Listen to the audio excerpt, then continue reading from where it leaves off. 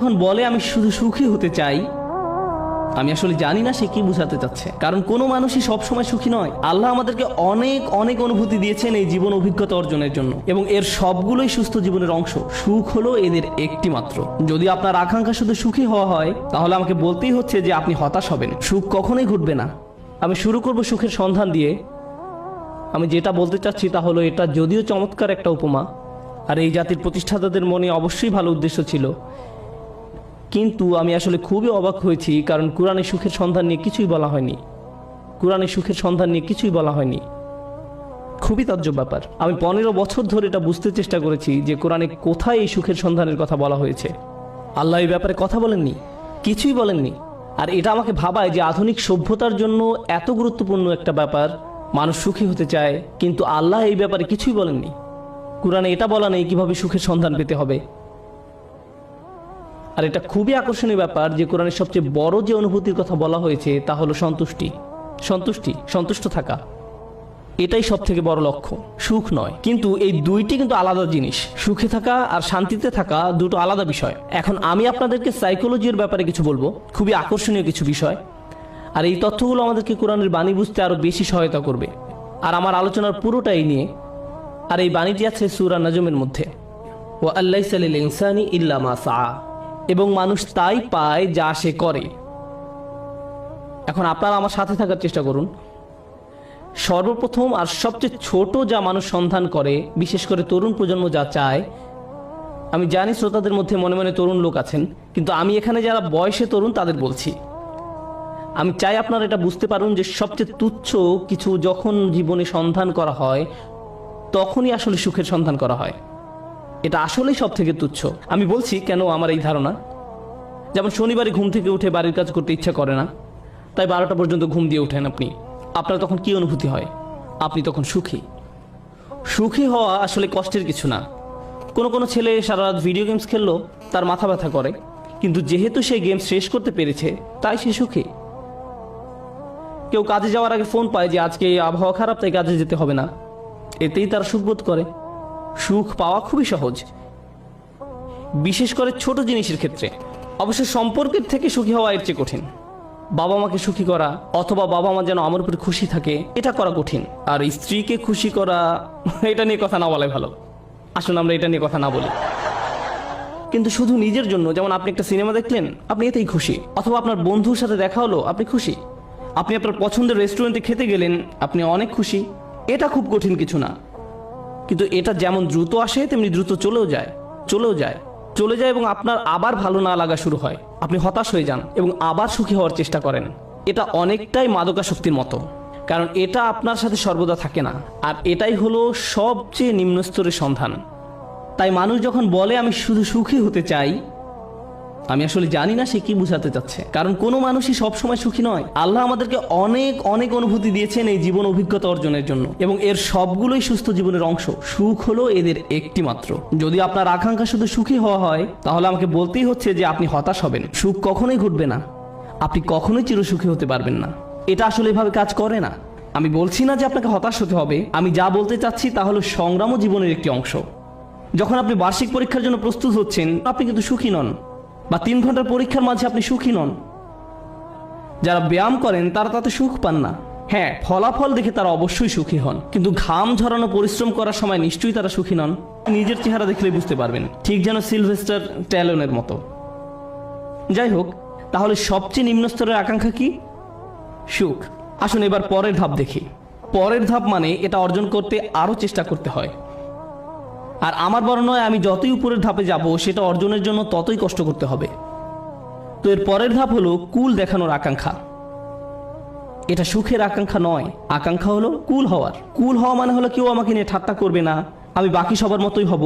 কেউ আমাকে নির্দেশ করে বলবে না যে তুমি এমন কাপড় কেন পরছো, এমন কথা কেন বলছো, তোমাকে এমন দেখাচ্ছে কেন, তুমি এভাবে চলো কেন, ওদের সাথে কেন মেশো, এটা কেন কিনছো, ওটা কেন করছো, গাড়ি কেন চালাও। আপনাকে আলাদা করে ভাববে, আপনি এটা চান না। আপনি যে কোনোভাবে সবার সাথে মিশে যেতে চান এবং কারো সমালোচনার বস্তু হতে চান না। আপনি অদৃশ্য হয়ে যেতে চান বাকি সবার মাঝে, যেন আপনাকে বাকি সবার মতো কুল ভাবা হয়। আর এই জন্য পরিশ্রম করতে হয়। উদাহরণ হিসাবে বলা যায়, আপনারা যারা হাই স্কুলে পড়ছেন, আপনি স্কুলে কি পোশাক পরে যাচ্ছেন সেটা আসলেই একটা বড় ব্যাপার। আপনি যখন আলমারি থেকে একটা কাপড় বের করেন বা জুতা হাতে নেন পরার জন্য, তখন আপনার মনে এই প্রশ্ন আসে যে কে আপনার পোশাক নিয়ে মজা করতে পারে। সত্যি সত্যি আপনার মনে এই ভাবনাটি আসে। অথবা আপনি যখন কাপড় কিনতে দোকানে যান, আপনার বাবা হয়তো আপনাকে টাকা দিয়েছেন কিছু কেনার জন্য, আপনি যাই কিনেন না কেন অনেক কিছু কেনার পেছনে একমাত্র কারণ হলো যখন আপনি এইসব পরবেন তখন লোকে কি বলবে। এটাই হলো কুল হওয়ার আকাঙ্ক্ষা। বাদ বাকি 10 জনের মাঝে মিশে যেতে হলে আপনাকে পরিশ্রম করতে হবে। এমন কিছু করা খুব সহজ যাতে মানুষ আপনাকে আজব ভাববে, কিন্তু বাকি সবার মতো চলতে গেলে কিছু কাজ করতেই হবে। অনেক তরুণকে এই জন্য নিজের পছন্দ বাদ দিতে হয়, তাদের এমন অভিনয় করতে হয় যা আসলে তারা নয়। আমি কিছু তরুণকে চিনি, ধরুন 14-15 বছর বয়স। একজনের কথা মনে আছে, সে বেসবল টুপি পরতো কারণ এটা তখন ফ্যাশন ছিল, তার প্যান্ট ঝুলে থাকতো। সে আমার কাছে এসে কান্না শুরু করলো। আমি তার কাছে বসলাম আর সে আমাকে বলল, আমি এমন কাপড় পরতে পছন্দ করি না, আমি এটা ঘৃণা করি।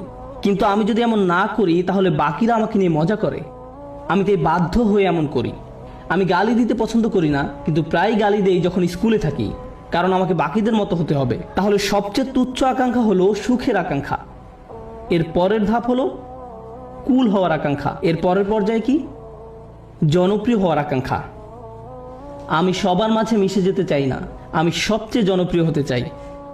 আমি এমন হতে চাই যেন সবাই আমার বন্ধু হতে চায়, এমন হতে চাই যেন সবাই লাঞ্চের সময় আমার কথা শোনে। আমি এমন হতে চাই যেন কেউ আমাকে নিয়ে মজা করার আগেই যেন আমি তাদেরকে নিয়ে মজা করতে পারি।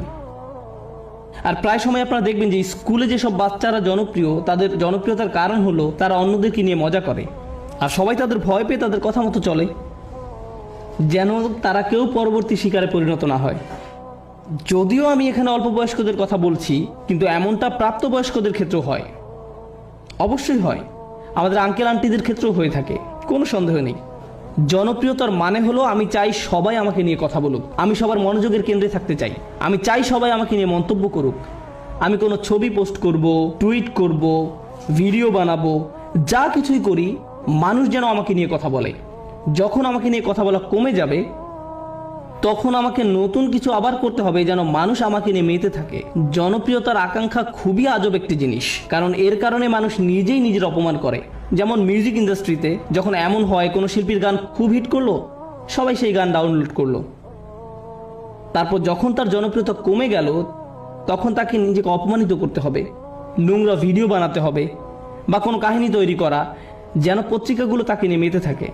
অন্তত সেখানে জনপ্রিয়তা থাকবে, কারণ তারা নিজের গুণের কারণে আর জনপ্রিয়তা পাচ্ছে না, তাদের পরের গানগুলো বা ভিডিওগুলো আগের মতো বিক্রি হচ্ছে না। এটাই হলো জনপ্রিয়তার আকাঙ্ক্ষা। জনপ্রিয় হওয়ার জন্য পরিশ্রম করতে হয়, টাকা পয়সা খরচ করতে হয়, সময় দিতে হয়, নিজের ভাবমূর্তির জন্য কাজ করতে হয়, আর ভাবমূর্তি রক্ষা করাই তখন সবচেয়ে গুরুত্বপূর্ণ হয়ে যায়। সমাজে অবস্থান ধরে রাখাই তখন মুখ্য হয়ে দাঁড়ায়। এটা হলো পরের পর্যায়, কিন্তু এর উপরে আরও ধাপ আছে। এরপর এর উপরে রয়েছে আর এক ধরনের প্রচেষ্টা, সেটা হলো সম্মানের পেছনে ছুটে চলা। কলেজের ছাত্রদের কাছে এটা বেশি গুরুত্বপূর্ণ প্রাথমিক বা হাই স্কুলের ছাত্রদের চেয়ে। এইমাত্র আমি কি বললাম? সবার নিচে সুখ, তারপরে কি? কুল, সামাজিকতা, তারপর জনপ্রিয়তা। সম্মান মানে হলো আপনি আপনার নিজের সাথে এমন কিছু যুক্ত করতে চান যেটা অনেক মূল্যবান। আপনি মানুষকে বলতে চান, জানো আমি হার্ভার্ডে গিয়েছিলাম। আপনি তাদের বলেন না যে আপনি সেখানে সাপ্তাহিক ছুটি কাটাতে গিয়েছিলেন, আপনার বন্ধুর সাথে দেখা করতে গিয়েছিলেন, কিন্তু আপনি আপনার নিজের নামের সাথে একই বাক্যে হার্ভার্ড শব্দটা ব্যবহার করতে ভালোবাসেন। সত্যি কথা হলো আপনি যদি হার্ভার্ডের নবীন ছাত্র হন, আপনি কি অর্জন করেছেন? কিছুই না। আপনি শুধু সেই ভার্সিটিতে পড়েন, কিন্তু আপনি নিজের নামের সাথে একটা সম্মানিত প্রতিষ্ঠানের নাম যোগ করতে পছন্দ করেন। নিজের নামের সাথে একটা মর্যাদাপূর্ণ ব্র্যান্ডের নাম যুক্ত করতে আপনার ভালো লাগে, আপনার নির্দিষ্ট ব্র্যান্ডের পোশাক পরতে ভালো লাগে, এবং যদি ব্র্যান্ডের লেবেল দেখা না যায় আপনি অন্য মানুষের সাথে এমনভাবে কথা বলেন যেন তারা বাধ্য হয়ে প্রশ্ন করে আপনি এটা কোথা থেকে কিনেছেন। আপনি যেন বলতে পারেন যে এটা আরমানি ব্র্যান্ড বা এটা কিছু একটা, কারণ আপনি চান নিজের নামের সাথে সেই ব্র্যান্ডের নাম যুক্ত করতে। নতুন কোনো ব্র্যান্ডের গাড়ি বাজারে আসলে কোন গাড়ি আপনি চালাচ্ছেন, কোন ধরনের পোশাক আপনি পরছেন, কোন ধরনের মানুষের সাথে আপনি মিশছেন। সেলফি এজন্য তোলে না যেন আপনি তাদের মনে রাখতে পারেন, আপনি এজন্য সেলফি তোলেন যেন ছবিটা পোস্ট করতে পারেন, যেন অন্য মানুষ আপনাকে বেশি গুরুত্বপূর্ণ ভাবে, কারণ আপনি সেই বিশেষ ব্যক্তির পাশে দাঁড়িয়ে আছেন। এটা সম্মানের একটা ব্যাপার হয়ে দাঁড়ায়। ছবি তোলা যদি শুধু আপনার জন্য হয়, দারুণ ব্যাপার।